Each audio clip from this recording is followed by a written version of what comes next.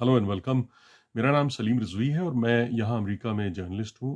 करीब 20 साल हो गया है जो मैं रिपोर्टिंग कर रहा हूँ यहाँ अलग अलग ऑर्गेनाइजेशंस के लिए।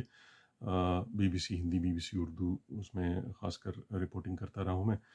तो यहाँ एक इंटरव्यू का मैं दिखाना चाहता हूँ लोगों को कि उसमें जो US assistant secretary of state Donald लू साहब हैं, जो कि साउथ एशिया और सेंट्रल एशिया अफेयर्स के ब्यूरो जो स्टेट डिपार्टमेंट का है उसको हेड करते हैं। तो उनसे चंद हफ्ते पहले मैंने इंटरव्यू किया था। तो उसमें जो 2008 के मुंबई अटैक्स हैं, टेरर अटैक्स, तो उस सिलसिले में मैंने उनसे सवाल किया था कि भाई क्या अब पाकिस्तान के सिलसिले में क्या है कि भाई वो टेररिज्म के हवाले से किस हद तक अमेरिका का साथ दे रहा है, और जो टेरर फाइनेंसिंग और टेररिज्म के ख़िलाफ़ लड़ाई है तो उसमें क्या रोल है इस वक्त पाकिस्तान का। चूँकि भारत ये कोशिश करता रहा है यूनाइटेड नेशंस में जो 1267 सैंक्शंस कमेटी है कि उसमें जो पाकिस्तान में मौजूद टेररिस्ट ऑर्गेनाइजेशंस और टेररिस्ट्स हैं जो कि ज़िम्मेदार कहता है भारत की वो हैं मुंबई अटैक्स के, तो उनको उस यूएन की सैंक्शंस कमेटी की लिस्ट में रखा जाए जिससे कि उन पर पाबंदी लग सके, सैंक्शंस लग सकें। लेकिन वो चाइना इस तरह के सारे प्रपोजल्स को इंडिया के ब्लॉक करता रहा है। तो इस सिलसिले में डोनाल्ड लू साहब क्या कहते हैं आप सुनिएगा। और ये एक ट्रैवल एडवाइजरी है स्टेट डिपार्टमेंट की तरफ से जो कि कश्मीर में भारत में जो ख़तरा बताते हुए टेररिज्म का, इसलिए उन्होंने अमेरिकन सिटीजन्स को कहा है कि भाई वहाँ का दौरा ना करें आप। और वो जो एलओसी है पाकिस्तान और इंडिया के बीच में, तो वहाँ से भी कहा है कि 10 किलोमीटर आप दूर रहें। उनका कहना है ट्रैवल एडवाइजरी में कि आर्म्ड कॉन्फ्लिक्ट हो सकती है वहाँ, मतलब कुछ फ़ौजी झड़पें हो सकती हैं इंडिया और पाकिस्तान के बीच में। तो ये भी उनसे पूछा मैंने कि भाई क्या है, क्या ख़तरा किस हद तक बढ़ गया है, क्या है मामला पूरा। इसके साथ साथ मैंने ह्यूमन राइट्स वायलेशंस का जो सिलसिला है इंडिया में जो रिपोर्ट्स आती रहती हैं, तो मैंने उन सिलसिले में भी पूछा कि भाई क्या बाइडन एडमिनिस्ट्रेशन ने इंडियन गवर्नमेंट के साथ किसी लेवल पे इसका भी जिक्र किया है। तो ये सारी चीज़ें आप सुनिएगा।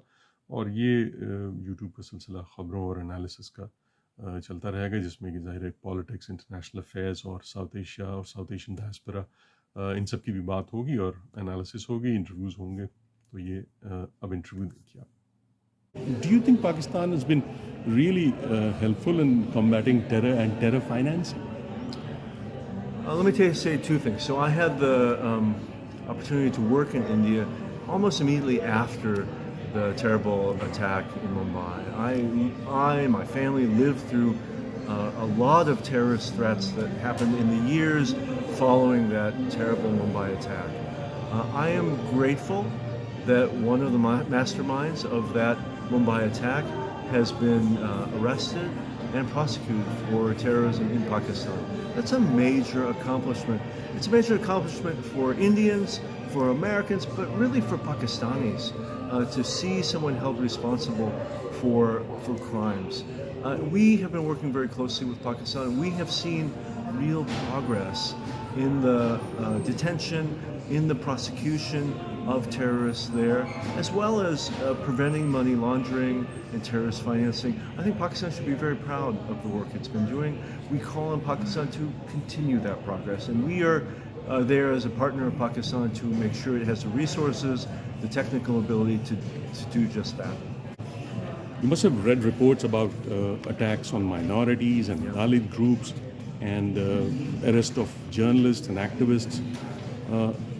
Has the Biden administration taken up this with the government in India at any level? We have taken it up at the highest levels in our discussions with the government of India. What I would say as a diplomat who spent 7 years of my life in India, India is a real democracy. India has independent courts, it has a vibrant media, and it has a really active civil society.